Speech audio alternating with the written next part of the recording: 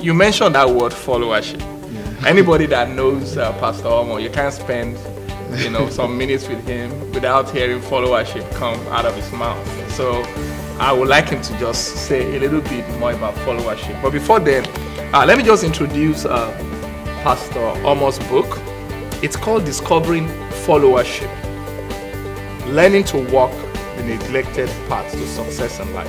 I think the subheading. Yeah, it's learning to walk behind. Yeah. And still staying ahead. Yeah. So this is an old edition. So there's another edition of the book. Learning to walk behind while still staying ahead in life. Why did you choose to talk about followership? I know a lot of people talk about leadership. I mean, that's the buzzword everywhere. Yes. Leadership is the in thing. Everybody wants to be a leader. What is followership all about? Well, I asked myself the same question. Why followership?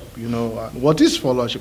It's interesting because when you type the word followership in a Word document, you get those red underlines. That it's not correct. That it's not correct. Yeah. It's not a correct spelling. So it's not even a word that people associate with. It's not even something that people want to talk about. I did a recent, just a recent search on Harvard Business Review, and I typed leadership, and there were over 100 and something thousand journals and books and stuff in Harvard's Business Review. And then I typed followership, and there were only 12. Oh, so that shows that it's not a topic that people talk about, but it is a very important topic. It is something I would call, it's not a felt need. It's not urgent, but it's very important. It's very, very important. Tell us about it. So basically what followership is to follow. Let's start with the word follow. To follow means to come behind something, right?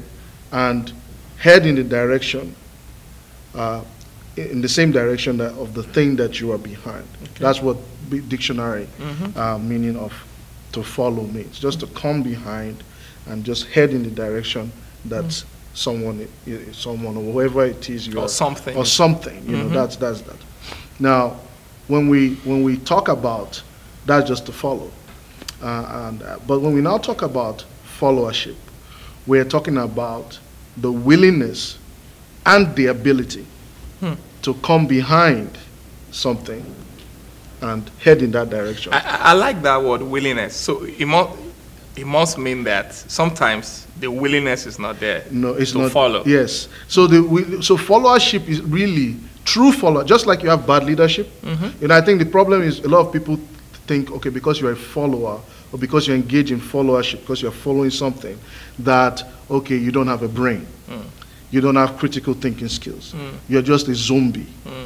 Some people say you are a sheep, which isn't a bad word, because if the Lord is my shepherd, I'm a sheep. But when we're talking about true followership means that it involves the act of your will. That means you consciously observe whatever it is that is around you, and you said, you know what, I'm going to allow myself to be influenced. If leadership is influence, as John Maxwell says, then followership is your willingness and your ability to be influenced by something. People follow music. People follow people on Twitter. People follow the latest sport, boxing. They're following. From an early age, we are taught to follow our parents. Animals in the jungle, they are taught to follow their mom for the milk. It's ingrained in nature. But followership, when it comes to where we are concerned, it involves our will. There should be really a willingness to observe what is around you and say, you know what, I want to go behind, I want to just observe, and I want to go in the direction of this thing. Someone said that followership is like answering the call of God. It is saying, you know what, I know that there's something out there. I know that there's someone out there, and I choose right now to subject my will to that influence, to the influence of that person. So there are situations where people are willing to follow, right? And they may not have the ability to follow. And then there are people who have the ability to follow, but they are not really willing. There are scriptures that prove that. A typical example is the scripture of the rich young ruler in the Bible.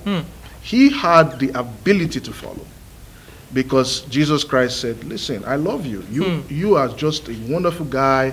You have all these things. You are rich and you're giving to the poor. You do all this. And he now said, sell all you have and come and follow me. Wow.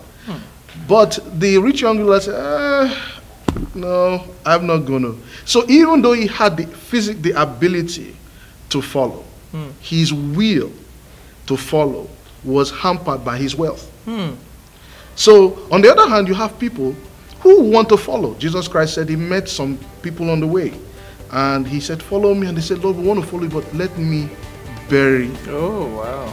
So, you see that there's a willingness there, but the capacity to follow is not there. So, followership in a nutshell is just your willingness and your ability, both combined, to come behind someone or something, a fad, a vision, a purpose, whatever it is, and you say, you know what, I'm going to go as far as that thing will take me. Wow, that's profound. That's profound. That's profound. Well, we're going to hear more about this interesting topic, followership, and more about Pastor Omo after this break.